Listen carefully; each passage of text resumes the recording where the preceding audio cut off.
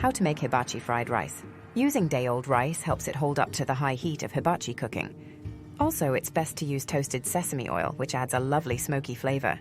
This easy fried rice is just like the kind you get at hibachi steakhouses. It's made on a blackstone or any other flat-top griddle and only takes 30 minutes to make.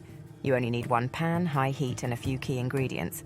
The first thing you need to do is cook and cool the rice. This will help it to stand up to the high heat of stir-frying and prevent it from becoming mushy.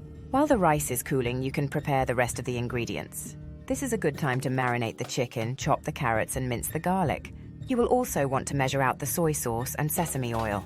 In the same wok or skillet, melt 2 tablespoons of butter. Toasted sesame oil is preferred, but regular works just as well. Hibachi fried rice is a delicious way to enjoy leftovers, but it can also be made on demand. All you need is a few simple ingredients and a few quick and easy steps to whip up this delicious meal at home. It's perfect for a quick weeknight dinner or lunch, and it tastes just like the kind you get at a Japanese steakhouse. Start by adding vegetable oil and sesame oil to a large pan or wok. Heat over medium-high heat until the oil begins to shimmer. Add the chopped onions and sauté them until they begin to soften. Then stir in the garlic and cook it for about 30 seconds. Next, add the cooked rice and stir to evenly coat everything with the onion mixture and garlic. Cook for about 3 to 4 minutes, stirring and breaking up any clumps of rice. If you've been to a hibachi steakhouse, you've probably seen the chef making the rice right in front of you on a large griddle with yum-yum sauce and eggs. It's a fun experience, but you can make it at home without the built-in entertainment. This easy fried rice recipe is quick and tasty. Cooked and chilled rice works best for this recipe, as it holds up well to high heat and will not get mushy. Using toasted sesame oil instead of regular will give it more flavor as well. Fry the onions for 30 seconds before adding the garlic. Cook the garlic for 30 more seconds before adding the rice. Stir the rice to coat it in the oil and seasonings. After chopping the garlic, add it to the oil in your wok or large skillet. Let the oil start to sizzle and turn a golden color. This is the best way to cook fried rice because it allows the garlic to get a little bit crispy, which really enhances its flavor.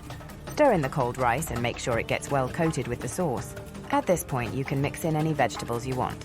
Frozen peas and carrots are a classic, but edamame is also delicious. You could also try using frozen spinach or any other vegetable you have on hand.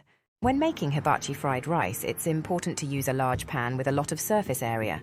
This is because if you cook the rice and vegetables too slowly, they will steam instead of being stir-fried. Hibachi chefs typically have a special blend of cooking oils they use for their food. These usually include a combination of canola, cottonseed, and peanut oil. They also use a special seasoning that adds extra flavor to their dishes. It's called shichimi togarashi, and you can find it at most Asian markets or online. It's made with 7 different spices and is great for adding depth to dishes. Add the eggs. When you go to a hibachi restaurant, the chef cooks the fried rice right in front of you on a large griddle with yum-yum sauce. There are always a few eggs that get cooked on top too. If you do not have a hibachi grill, you can make this fried rice in a skillet or large wok over high heat. The key is to use high heat so everything cooks quickly and the rice gets a little charred on the edges. It is important to make sure that you do not overcook the rice or it will be mushy and unpleasant. Once the rice has cooled, spread it out on a cookie sheet and refrigerate it for an hour. It will also help the fried rice keep its shape better when you stir it. You can serve this fried rice right away, but it is even better the next day. It will reheat well in the microwave, but it is recommended that you reheat the fried rice on low and stir it several times during reheating to ensure that the temperature is evenly distributed. Add the sauce. While you may not have the acrobatic griddle skills of a hibachi chef, you can still enjoy irresistible fried rice at home with this recipe. Simply use day-old rice, not cooked that same day, and a few other ingredients to make this easy yet authentic dish. You can serve it as a side to teriyaki chicken or complete a full-on hibachi dinner at home by pairing this rice with hibachi steak and mushrooms or shrimp and broccoli. Toasted sesame oil is a must as it brings in tons of flavor to this dish. You can also add a little bit of brown sugar to the sauce if desired. If you're adding meat to your fried rice, I recommend using chicken thighs or strip steak for maximum tenderness. This type of meat has more fat marbling, which helps it stay juicy and tender when browned over high heat. Finally, don't forget to season the fried rice with some white pepper.